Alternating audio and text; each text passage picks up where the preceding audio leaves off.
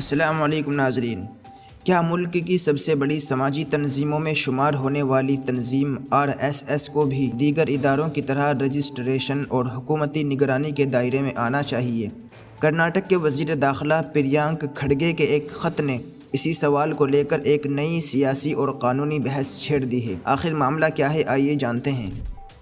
کرناٹک کے وزیر داخلہ پریانک کھڑگے نے RSS کے سربراہ موہن بھاگوت کو ایک خط لکھا ہے جس میں تنظیم کے قانونی حیثیت، مالی وسائل اور انتظامی ڈھانچے سے متعلق 8 اہم سوالات اٹھائے گئے ہیں۔ خط میں پوچھا گیا ہے کہ RSS کی قانونی حیثیت کیا ہے، اس کے عہدے داران کون کون ہیں، تنظیم کو عطیات اور مالی وسائل کہاں سے حاصل ہوتے ہیں، اس کے اثاثے اور اخراجات کیا ہیں، اور کیا تنظیم تمام متعلقہ ٹیکس قوانین پر عمل کر رہی ہے۔ پریانک کھڑگے کا موقف ہے کہ جب ملک کے دیگر اداروں، ٹرسٹوں، مدارس اور مذہبی تنظیموں کو رجسٹریشن اور شفافیت کے قواعد پر عمل کرنا پڑتا ہے تو RSS کے لیے الگ اصول کیوں ہیں؟ ان کا کہنا ہے کہ اتنی بڑی سطح پر سرگرم کسی بھی تنظیم کو عوامی جواب دہی کے دائرے میں ہونا چاہیے۔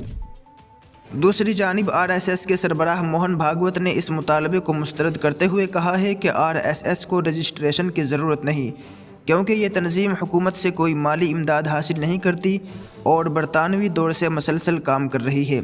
ان کے مطابق جس طرح ہندو دھرم کسی رجسٹریشن کا محتاج نہیں، اسی طرح RSS بھی کسی رجسٹریشن کے محتاج نہیں۔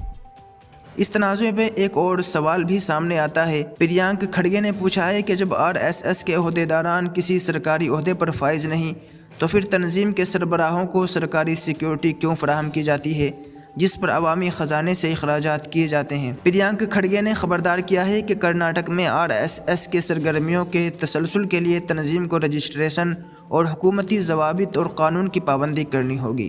اس معاملے نے ملک بھر میں شفافیت، جواب دہی اور قانونی حیثیت کے حوالے سے ایک نئی بحث کو جنم دیا ہے، اور اب سب کی نظریں اس بات پر ہیں کہ RSS اور حکومت اس تنازع کو کس طرح آگے بڑھاتے ہیں۔ کیا RSS سمیت تمام بڑی تنظیموں کے لیے رجسٹریشن اور مالی شفافیت لازمی ہونی چاہیے جس طرح تمام مدارس، مساجد، مندروں اور دیگر اداروں کے لیے ہوتی ہے؟ اپنی رائے کا اظہار کمنٹ میں ضرور کیجیے گا۔